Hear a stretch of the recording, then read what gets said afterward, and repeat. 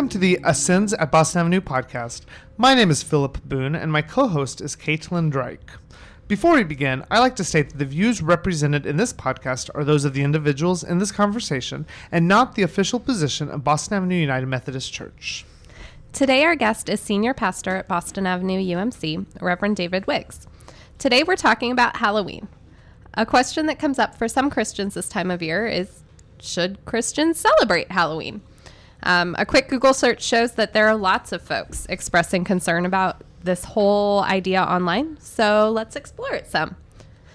So to start with, does Halloween have a pagan background, a Christian background?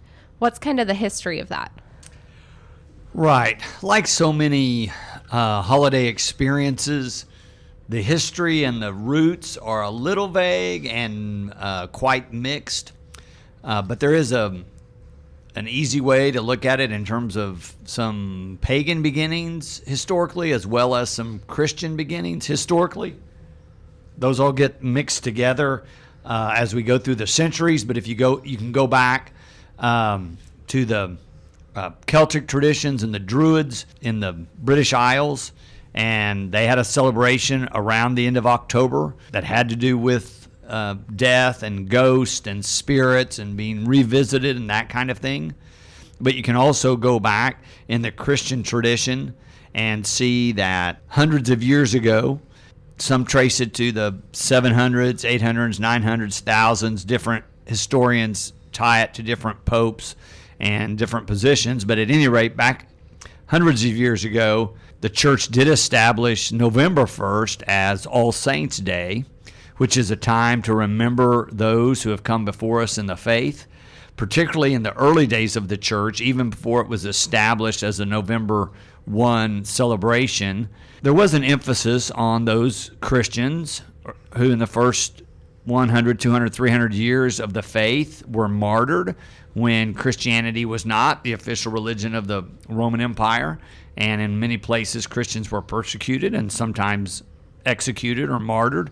And so there's really a mixed history of how we come to today, where we have All Saints' Day that we recognize as the 1st of November. Many Protestant churches will celebrate it the first Sunday of November, tied with what's often called All Hallows' Eve, which is the night before, as part of that. And that All Hallows' Eve is the name that's finally evolved into Halloween. Does the background or do the origins really even matter? Cultural experiences are not stagnant over time, and the meaning of the holiday has shifted throughout the years, right? Right. I think it's, for some people, a problem because they know there's either pagan backgrounds or they knew somebody who celebrated it as some kind of a cult experience, and so because of that, they sort of throw the whole thing out. Some Christians take that position that it's all evil or demonic or cultish or a cult. As United Methodist, that's not really been our emphasis. We do celebrate All Saints' Day. We want to remember those people in the faith who came before us. We think it's all right to dress up in costumes and have a party and enjoy one another's fellowship. It doesn't mean that you're celebrating anything negative or scary to do that kind of thing. If you look at the sort of evolution of Halloween in America, historians say it wasn't celebrated so much in the Northeast because the Puritans felt they were strict about a lot of things, and this was one of the things that, not too much frivolity because that's the devil's workshop or something. So, but in the South and in other regions of the country, it began to be celebrated. An interesting story I read just not long ago was the baby boomers in particular in the 1950s. When all the babies were being born, that Halloween really saw a rise in popularity because many communities began to host children's activities. It was fun to dress up in costume, to have a party, to give out candy, all those kind of things. And so really the way we celebrate Halloween now with trick-or-treat and going door to door really is a pretty recent occurrence as being a nationwide popular experience where lots of families and households and communities celebrate Halloween. I've never seen any of those celebrations tied to the occult or to anything negative in any way. All of those are celebrating families and children and being together in a sense of community.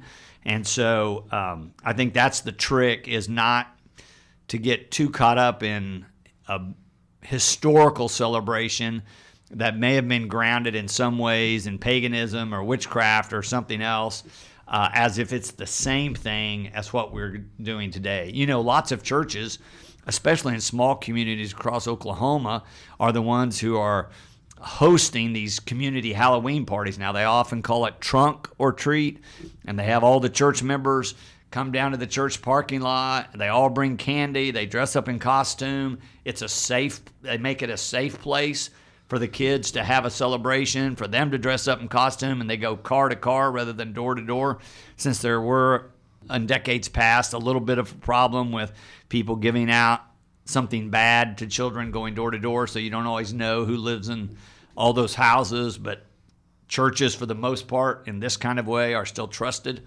And so, in that way, it's almost, in some communities, become a Christian celebration, because the churches are the ones who are hosting the celebration for the whole community.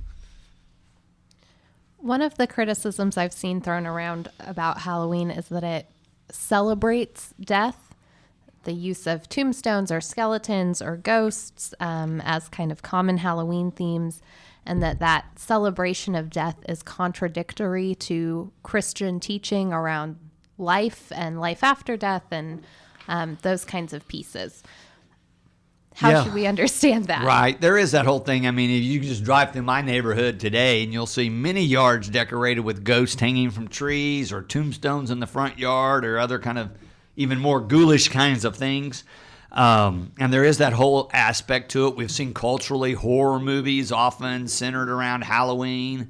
The roots of that go back both to harvest and seasonal changes and winter coming on and the natural world dying, so to speak, before spring and rebirth. There is that aspect to it. Of course, I mentioned earlier, there's also that aspect related to death, where on All Saints Day and All Hallows Eve, that were the Christian part of the history, they really were remembering those people who had died and celebrating their lives and what they'd contributed to the family or the church or the faith community. So certainly there is an aspect to that. I would say that in most places that's not the emphasis, certainly in church celebrations around Halloween or most community celebrations. They're not really celebrating death, even though that's an aspect of it. And there is certainly the tie back to a more superstitious time of the Middle Ages or even before, believing that it may be on something like All Hallows Eve, where we're getting ready to remember saints and martyrs the next day, that some of those spirits might come back, or even an evil spirit might come back, or a ghost might come back and haunt you at that time. I think that's sort of in days gone by, even though I understand that some people today still sort of emphasize that and are fearful of that and get caught up in that at some points. Another concern some people have around Halloween is that it celebrates witchcraft. Now, does that come from kind of like our history with the Salem witch trials and throughout all of history? And does the Bible really condemn witchcraft? Or what do you say? Yeah, so there are some passages in Scripture that speak against witchcraft and other kind of pagan kind of celebrations of anything that might be otherworldly or eternal or divine. But the root of the pagan experience are really nature religions. So historically, all over the world, there were nature religions. Even in tribal context today, recognize people whose livelihood and life and death are based on the orderly sequence of seasons and the ability to raise crops and be able to eat from year to year. Nature played a different role than it does for many of us today. in terms of we go to the grocery store to get food. We don't worry about a drought. We don't worry about the crops freezing or any of those kind of things that were very real concerns for rural people and particularly people in generations gone by. So I think there's again, just kind of remembering the roots and where that is and whether or not that applies today, I think is a discernment everybody has to make. There is witchcraft today. There are witches, there are covens, there are people who find their grounding in that kind of expression of faith. Christians would not embrace that, so to speak. But I think the assumption some people make is that anybody who identifies that way or explores those kind of arenas are inherently evil. And I think that would be a misstep to draw that conclusion that somebody who is either finding meaning in that or expressing that or exploring that is necessarily bad or evil or demonic. I don't believe that to be the case. So some Christians express concern that Halloween invites in a literal, actual demonic presence. From the United Methodist perspective, is there a belief in a real, literal Satan or real, literal demons, or do we think more metaphorically? I would say most United Methodists in the United States, at least, certainly think more metaphorically. We have not had a big emphasis historically in United Methodist theology or faith on angels or demons. Certainly we recognize that there's evil in the world, in a sense. Bad things do happen. Tragedies do happen. There is ill will and bad intent expressed. I mean, just watch the news and you'll find that out. But the United Methodist emphasis has not been to spend a lot of time thinking about evil or in the form of demons or literal characters or in the guise of humans somehow, here to take over the earth or do something terrible to people. That's not really been a part of our theological framework. I've seen some people suggest that instead of offering candy to trick-or-treaters, Halloween is a good opportunity to provide Christian literature. Is this kind of a bait and switch? Is that kind of strategy even slightly effective as evangelism? I've not really ever known anyone to do that. So my guess would be that most children who are out are not looking for something to read, but rather something to eat, like a candy treat. I can understand why some people might want to try to somehow use that as a witness if they think somehow that Halloween is inherently evil or celebrating evil or focused on the wrong things. It does seem to be kind of I think it would be kind of confusing, perhaps, to children in particular, if you're thinking about elementary age students. And so I would not guess that's an effective communication or evangelism strategy, particularly since if you're thinking about children, their parents are the ones who would have to bring them to church to participate in your faith community. So we also know that people from lots of different religions live in Tulsa and celebrate Halloween. It's not just Christians and non-Christians. It's, Christians and Jews and Muslims and Hindus and Buddhists and Baha'i, and I'm sure I'm not even naming all of them. So I think that's probably, your idea of bait and switch is probably applicable there in terms of sort of the community expectation that it's trick or treat, that you're going to come get a treat. When you go house to house. For me, Halloween is probably one of my favorite holidays. It's just so joyful, and I love handing out candy. I love seeing the trick-or-treaters. I love seeing how excited kids get. And so for me, it builds a lot of faith in my community or my sense of relationship with community. It feels like that joy is a really positive thing and should be something that Christians support and get involved with. What are some other kind of positive pieces of Halloween that almost tie into Christian themes or our understanding as Christians that can emerge from those Halloween celebrations? Well, certainly caring for children, supporting families, building community, building safer neighborhoods where people know each other, where it's safe for children to go door to door.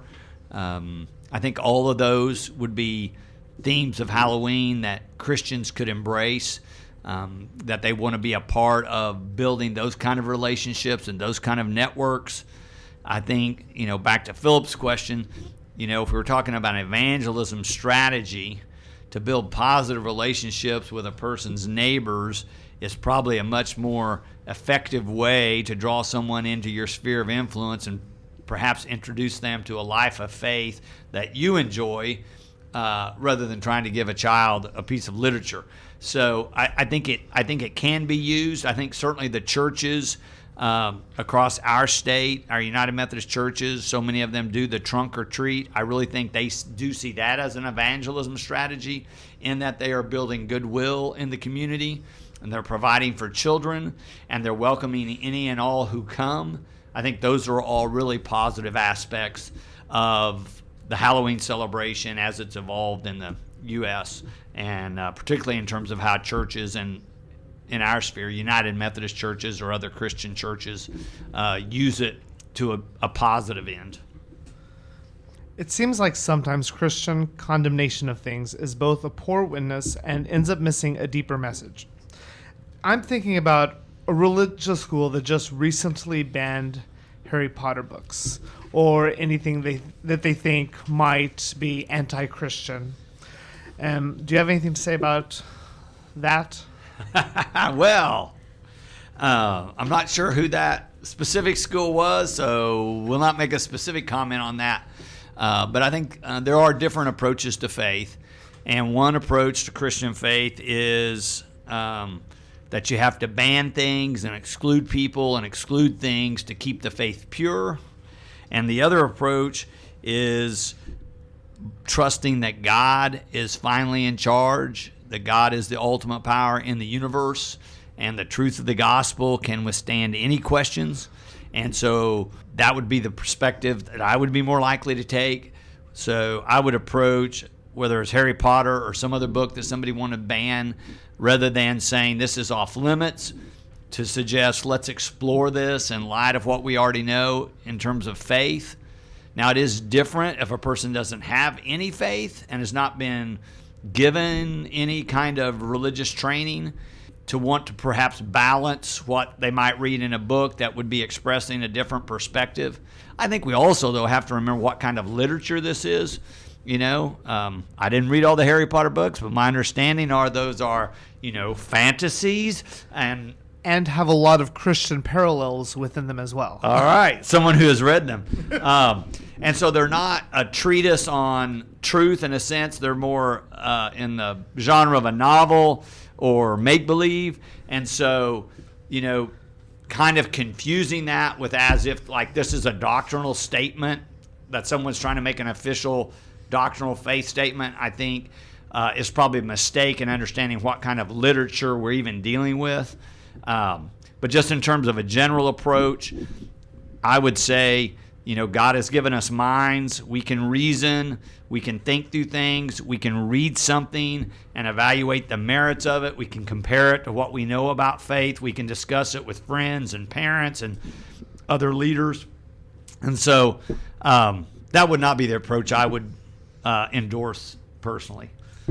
For any listener who is worried, do not worry. We will be starting a staff book club, and the first book will be Harry Potter. So David will have a chance to read it. That's an excellent plan, Philip. I was a little concerned there. Fun question. What is your favorite Halloween costume that you have ever worn? Oh my, how do you know I've ever worn Halloween costumes?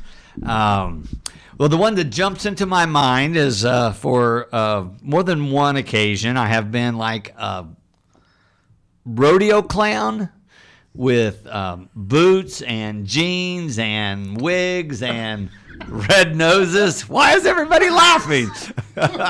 I probably could produce a photo if we had more time. But anyway, that was probably my favorite dress-up costume when my children were young and growing up, and I was dressing up with them to go trick-or-treating. Favorite type of treat? Oh, favorite treat? Got to be some kind of chocolate. Probably was like Snickers or Reese's. That's a good one. Okay. I passed that one better than I did Harry Potter.